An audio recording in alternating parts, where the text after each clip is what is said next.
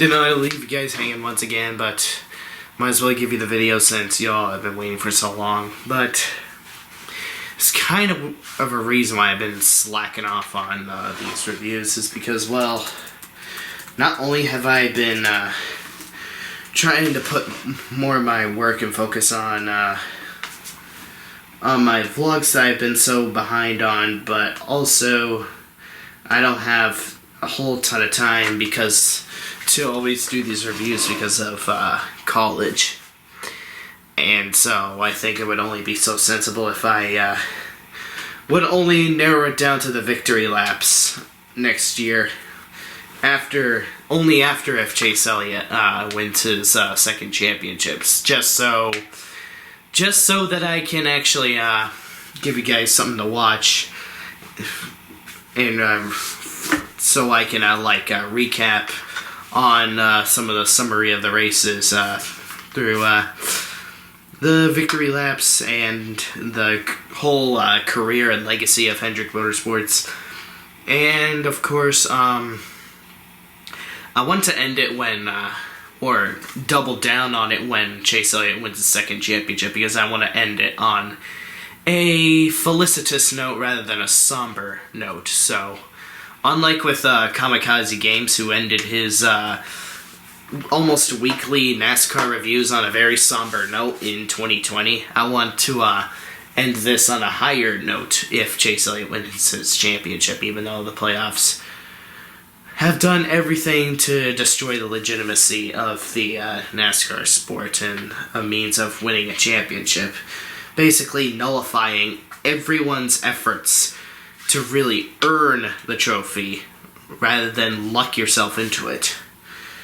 Who am I kidding? NASCAR's not going to give a fuck if Chase Elliott loses or wins this championship. It's all business. It's all revenue. As long as they force the excitement to appease the blind fans that will do anything to chew on poisonous bones of theirs, they're succeeding at their jobs. Anyways, finally Kyle Larson has pulled through and sealed the deal. For so long, he's dominated at Homestead, Miami, but has never seemed to have pulled through on any of the races he's dominated at, whether it be a blown engine, late race cautions, or just couldn't uphold any of the opponents that were running for a championship. And now, Kyle Larson, with nothing to lose, has finally won at Homestead. You know, if Byron's penalty wasn't rescinded, he would have been in the Final Four, but damn. We're now going to get this perception that he has a championship hangover. And it only took the rescindation of his teammate's penalty in order for some misfortune like this to happen to Kyle Larson. Just imagine if they upheld Byron's penalty. Kyle Larson would have been just fine, even with the misfortune he had at Charlotte, but damn. It was a soul for a soul moment right there. Wow. It is just unreal. Yeah, so the race itself was actually pretty fine. You don't always need a whole bunch of shenanigans on the track in order for a race to be good, and nothing really too much happened aside from John Hunter Nemechek dying and Ryan Blaney, of course, having misfortune, and Tyler Reddick getting off in the back straightaway. And, of course, Chase Briscoe being completely warped around turns 1 and 2, thus causing implications for his chances at the championship. But nevertheless, I did have a lot of fun watching this race. It was always nerve-wracking whenever I see Kyle Larson just a few scrotum hairs away from the outside wall. I guess he really wants that slingshot speed just so he can have that groove that he desires, but in this case it really worked for him.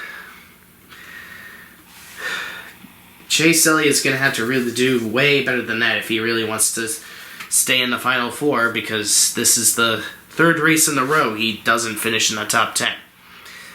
The Charlotte Roval not being his fault, but Vegas was a massive joke, and now this race, he was doing just fine, mostly in the top 5 and top 10 until the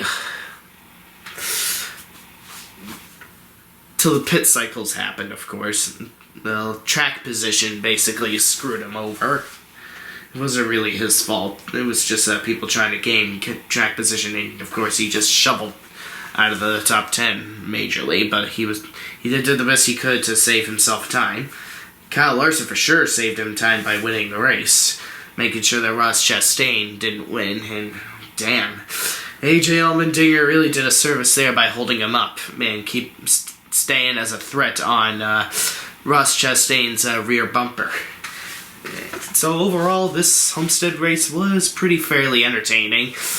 Finally, limited horsepower and too much downforce did not fuck over the legitimacy of this race, and it was actually legitimately good and did not feel forced or held back. It didn't feel like we were dragging an anchor across the street, to put it to you that way. Sorry if I'm shuffling too many words saying... Yeah, it's about 12 a.m. and I really want to get this video out there before I procrastinate it any further, and I know you guys deserve more videos from me, so I could literally bitch about what happened at Las Vegas and Charlotte all video long, but I'm just going to keep it brief. Insert what I said about Daytona Road Course in 2021, and that's the recaption for the Charlotte Roval. And Las Vegas,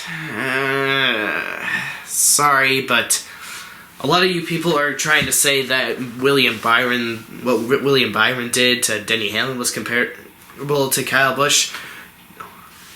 You haven't seen anything yet at Las Vegas by Bubba Wallace, where he deliberately turned Kyle Larson straight to the outside wall when the safety of these Gen 7 cars were still in fucking question. Say what you will about William Byron, but it's not like he hooked Denny's rear bumper and turned him straight to the outside wall, thus causing his safety concerns.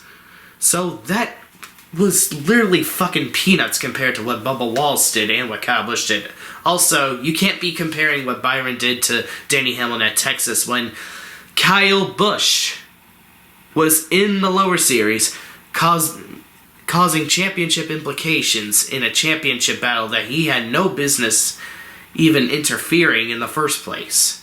So yeah, apples, not even apples to oranges, apples to fucking carrots. Those two, not even close, not even remotely close to comparable. A lot of people are just desperate to grasp at straws because they're just desperate to say, oh hey, Hendrick did this thing, so stop bitching about what this Joe Gibbs driver did. Because what this Joe Gibbs driver did was perfectly innocent, because that person at Hendrick did this thing. So please stop your hand and wah. Get that shit out of here. If your best defense is to say, oh, but this thing, as a means of justifying the offenses of what your driver did, then it's not worth continuing.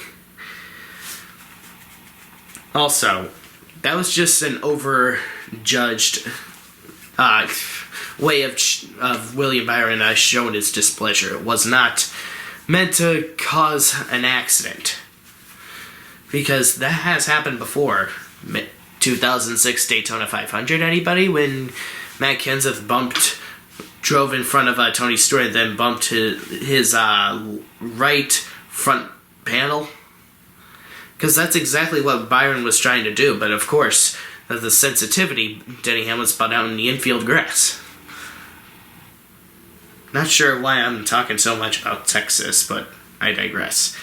And wouldn't you know, Kyle Larson, after his beefs with Bubba Wallace, would go on to win at Las Vegas. It really is a shame that Kyle Larson got knocked out, because this would have been a phenomenal way to make a comeback and get yourself into the Final Four. But I swear to God, if I hear any of the more of the controversy from 2020 from both those drivers, I'm just probably gonna off my access to fucking Twitter. Even when my Twitter is indefinitely suspended because I hurt Nick Adams' fragile feelings, I am always compelled to see what kind of stupidity is being bestowed upon the Twitterverse. And oh boy, I'd be lying if I said I didn't regret it.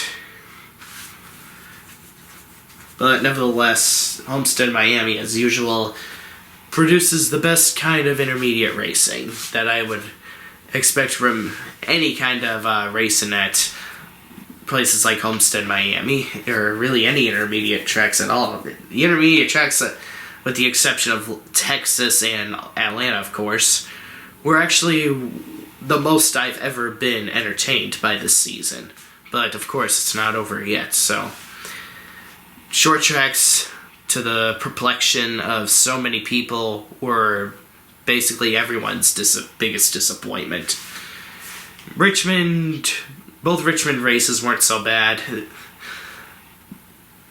Bristol Dirt Race was an abomination. Martinsville was horrendous. Bristol was actually pretty damn good in the playoffs. And let's just see what Martinsville in the autumn will bring us. Hopefully something very let's just say memorable, but not too memorable to the point where it gives us nightmares. Let's just keep it leveled on the down low. I want a sensible race with no manipulations. No manipulations for false fan appeasement. So yeah, Homestead was damn good. Hoping for the best for Chase Elliott.